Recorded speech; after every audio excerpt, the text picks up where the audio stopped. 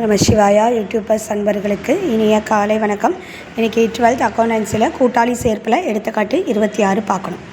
அதாவது அமீர் ராஜா கூட்டாளி, அவங்களுடைய லாப பகிர்வு வீதம் 3:2 கொடுத்துருக்காங்க. அது என்ன கேட்டிருக்காங்க, அவங்க என்ன பண்ணியிருக்காங்க, ரோஹித் என்பவரை புதிய கூட்டாளியாக சேர்த்துருக்காங்க.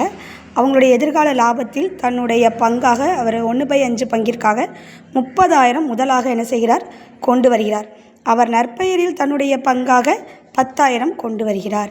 இப்போது மறுமதிப்பீடு பின்வருமாறு: சரக்கிருப்பின் மதிப்பு 14,000 அதிகரிக்கப்பட்டது அப்படின்னா நம்ம மறுமதிப்பீட்டு கணக்கு ஓப்பன் பண்ணும்போது மறுமதிப்பீடு எங்கே வரும்? செலவினங்களையும் நட்டங்களையும் பற்றுவை, வருமானங்களையும் ஆதாயங்களையும் வரவை. சரக்கிருப்போட மதிப்பு அதிகரிச்சிருக்கு. ஏன்னா இங்கே கணக்கில் 10,000 தான் இருக்குது, இங்கே 4,000 அதிகரிச்சிருக்கு. ஸோ மறுமதிப்பீட்டு கணக்கில் சரக்கிருப்பை வரவில் காட்டணும். அறைகளின் மீது தேய்மானம், அப்போ நட்டம். அப்போ சரக்கிருப்பு கணக்கு மறுமதிப்பீட்டு கணக்கில் அறைகளின் கணக்கை என்ன செய்யணும், பற்று வைக்கணும். இயந்திரம் மதிப்பு 80,000 மறுமதிப்பீடு செய்யப்பட்டது. இங்கே இயந்திரம் 60,000, அப்போ கூடுதலாக தான் இருக்குது. அப்போ மறுமதிப்பீட்டு கணக்கில் வரவு சைடு என்ன செய்யணும், 20,000 மென்ஷன் பண்ணி காட்டும். அதை தான் இங்கே காட்டியிருக்காங்க. மறுமதிப்பீட்டு கணக்கு காட்டியிருக்காங்க. இப்போ நமக்கு மறுமதிப்பீட்டு லாபம் கிடச்சிருக்கு 22,000. அதை இவருக்கு 3/5 2/5ங்கிற விதத்தில் பிரித்து கொடுத்தாச்சு. இப்போது முதல் கணக்கு ஓப்பன் பண்ணணும். அமீர் ராஜா ரோஹித். இப்போது முதல் கணக்கு இருப்பு கீழ் கொண்டு வரப்பட்டது. அமீர் 80,000 70,000, வங்கி கணக்கு ரோஹித் 30,000, காப்பு நிதி 9,000 6,000, மறுமதிப்பீட்டு கணக்கு இப்போ 13,200 8,800.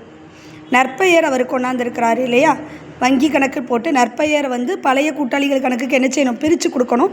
அப்படி பிரித்து கொடுக்கும்போது 6,000 4,000. இப்போ நமக்கு இருப்பு கீழ் இறக்கப்பட்டது 1,08,200 88,200 30,000. இப்போது நம்ம என்ன செய்யணும், இருப்பு நிலை குறிப்பு இது பண்ணணும். இந்த கணக்கை பொறுத்த வரைக்கும் வங்கி கணக்கு அப்படின்னு ஒன்று மென்ஷன் பண்ணியிருக்காங்க. இது நெசசரி கிடையாது. ஏன்னா நம்ம என்ன கொண்டாந்துருக்காங்க வங்கியில் அப்படிங்கிறத நம்ம பார்த்தே என்ன செஞ்சுக்கலாம், போட்டுக்கலாம். அதுவும் தப்பு கிடையாது. ஓகேங்களா? அப்போ பொறுப்புகள் வாங்க. முதல் அமீர் எவ்வளோ கொண்டாந்துருக்காரு, ராஜா ரோஹித் கடனீந்தோர்.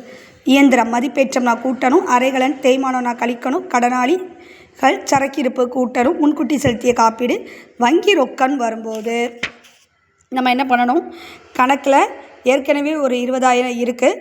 அவர் ஒரு 30,000 முதல் கொண்டு வராரு. அப்போ 50,000 நற்பெயருக்காக அவர் நேம் என்ன செஞ்சுட்டார், கொண்டு வந்துட்டார்.